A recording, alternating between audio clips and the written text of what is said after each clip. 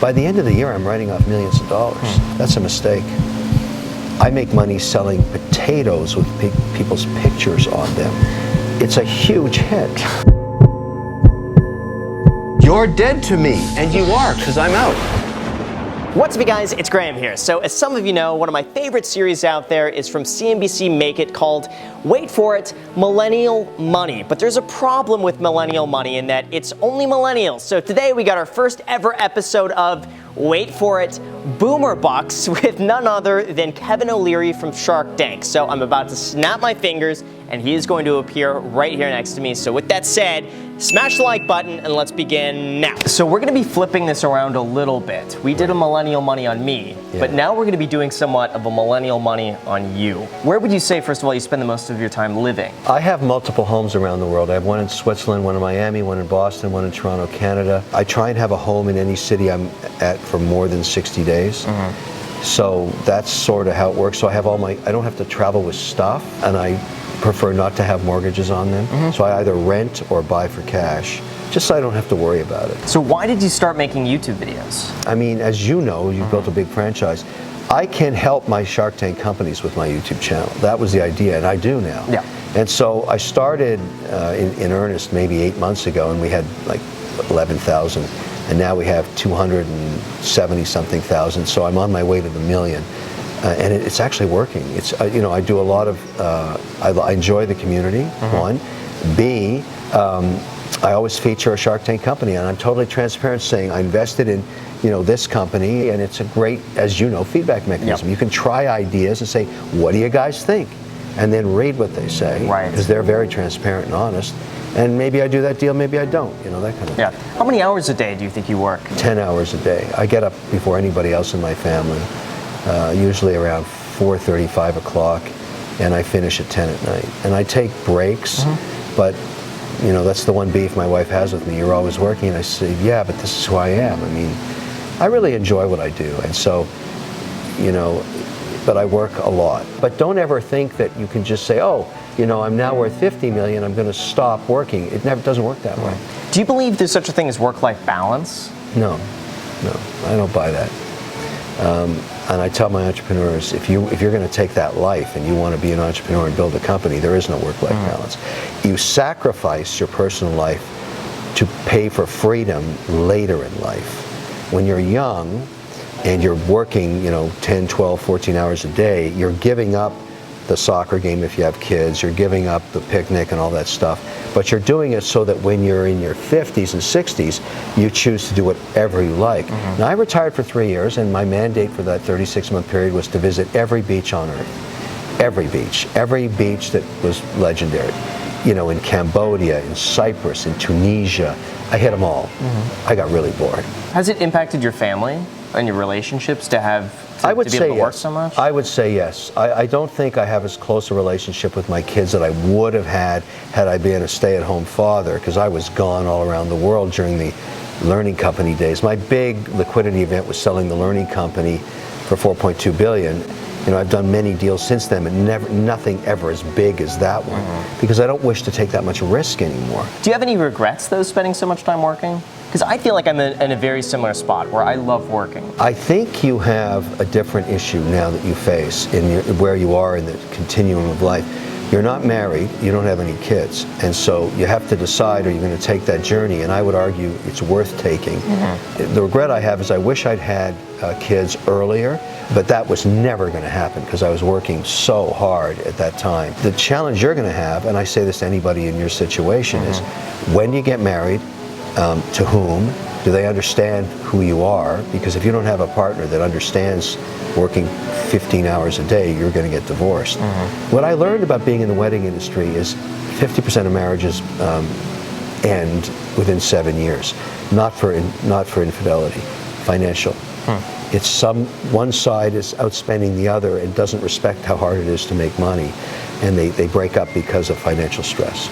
That's the reason. So for your investments, do you invest in individual stocks or ETFs? 80% is ETFs, my own. I design the indexes, shares. So OUSA is my largest holding, which is a very conservative. It selects the best companies in the S&P 500 that pay dividends. That's my biggest holding. I have one called OGIG, which is OGIG, Global Internet Giants. It's up 70% this year. It's not just the FANGs, it's the global internet giants. So JD.com, Wix.com, DocuSign, anything that has to do with the digitization of the economy globally. That's a big one for me. Would you say you try to beat the market? No. I don't try and beat the market. I try and preserve my capital. All my strategies are very conservative. So when you ask me the difference between Beanstox and all the other robo-apps out there, Beanstox, in my view, is way more conservative because it's the drawdowns. When the market corrects 30%, I don't want to go down 30%. I don't need to beat the market. What I care about is preserving my capital. Why dividends? Why not invest in growth stocks and sell off if you need to at a long-term capital gain? My expenses, my living expenses, come off that portfolio on a monthly basis because you can't really buy bonds anymore that make you 2.8%, but you can buy stocks that get you around that on an annual basis. So that is sort of my investment strategy. Own a basket. There's about 80 to 100 stocks in there that pay me a monthly distribution. And if I want to travel, rent a car, whatever, that's what I use, the cash. How many income sources would you say you have right now? That's a great question. No one's ever asked me. Probably 30. Yeah, 30 different, and they're all over the place. What would you say your biggest investments are? My financial services companies, I've invested millions and millions and millions because they're very long term. Yeah. And the reason I did Beanstox is I really wanted to reflect my investment philosophy. That was number one. And number two, I believe it's the simplest platform to work with. If you've never invested before, there's nothing simpler than Beanstox, and that's really the market I'm going after. What would you say your worst investment is so far? Oh, I've had many. What have you lost the most amount of money on? You think about startups. I just funded one last week for $200,000. Most of my startup deals are, between 200 and $1 million. And so let's say I invest in 50 of them, which I have. Each year, right now actually I had my first call, PwC does my accounting, and we go through the entire list and they say, that's non-performing, that's non-performing, that's performing. By the end of the year, I'm writing off millions of dollars. But every year I get a monster winner too. So I have 20% of my portfolio goes to zero each year. And so those are bad investments. They were mistakes. But because I invested in so many, I get a couple like Plated was sold to Albertsons for $340 million. Like, that was a huge win. It paid for all the mistakes for years. You don't have a lot of zeros in your book. But if you're going to be an investor and support entrepreneurs, you're going to make mistakes. So this year I'll write off millions again. This is a tough year. Do you buy Starbucks? No. I have a problem paying a huge amount for a commodity that I know can be made for 18 cents. I just don't do it. It's just not in my DNA. I can't handle it. I hate wasting money. I think it's bad karma. There's got to be a place, though, where you would consider yourself wasteful with money. There's got to be something. There is, and it's watches. However, it's not wasteful. The asset, you will never see this watch again. This watch is already, because there's so few of them in the world, this is an FP Journe Bleu. There's so few of them that it's appreciated in value a lot. The portfolio is worth way more than I paid for it, but I have too many of them. There are certain things that I just indulge in, but they're not valueless. When you drink that coffee, it's gone. This isn't gone. It's still here.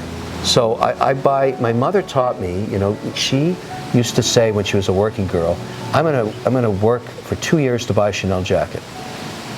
Most people would buy 5 jackets, lower quality maybe, and just throw them out. She wouldn't do that. She bought really, really high-end Chanel. She loved Chanel. When she died, the women in my extended family went nuts for her wardrobe. I had to beat them off with a stick, fighting for each of these classic pieces because she kept them in pristine condition. An old Chanel jacket is worth a fortune today. And that was Georgette's understanding of value, of buying things that have retained value. And I say that to anybody.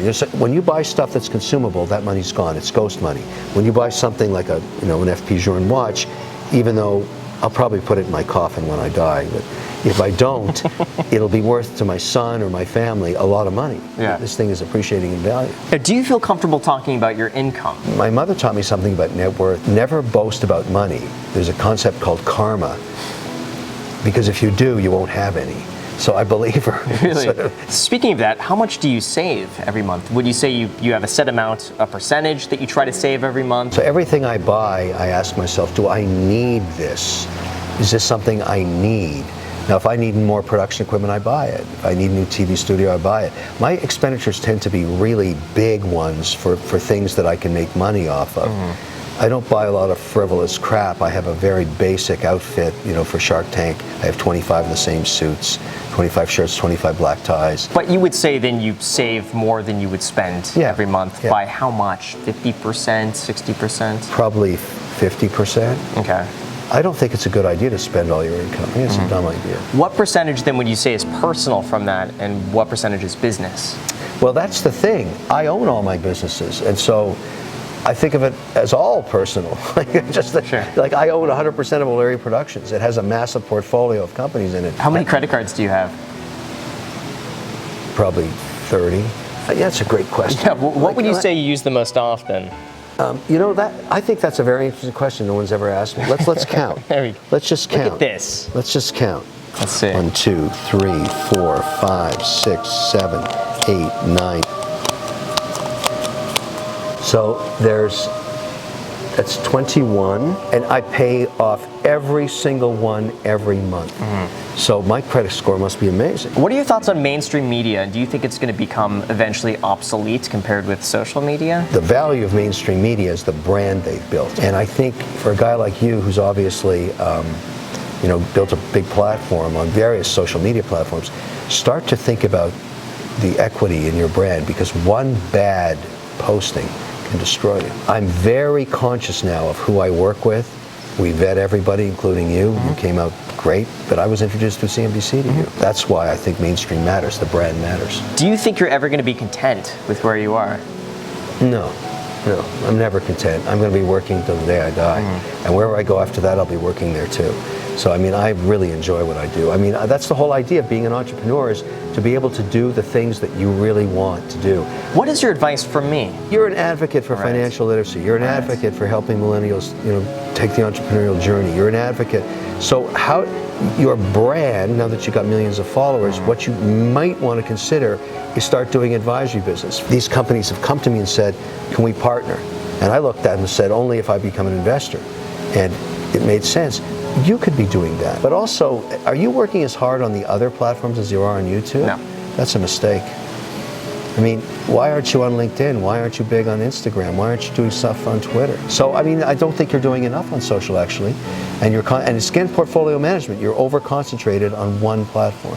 I tend to do one thing really well. I know, but I like thinking one thing. You want criticism, it's going to be that. I'm open to it. You're not diversified enough. Okay. And you're not diversified in your personal portfolio. You want to be on the critical side. Too much concentration on YouTube, not the other platforms. Everything else is pretty good, actually. You're doing well. You got a great net worth for 30. Thanks. So with that said, you guys, thank you so much for watching. I really appreciate it. As always, make sure to destroy the subscribe button and the notification bell. Also, feel free to add me on Instagram. I post there pretty much daily, so if you want to be a part of it there, feel free to add me there. As on my second channel, The Graham Stephan Show, I post there every single day. I'm not posting here, so if you want to see a brand new video from me every single day, make sure to add yourself to that. And lastly, if you want a totally free stock worth at minimum $8 and all the way up to $1,600, Webull is going to give you that free stock when you deposit $100 on the platform. So let me know which free stock you get. Thank you so much for watching, and until next time.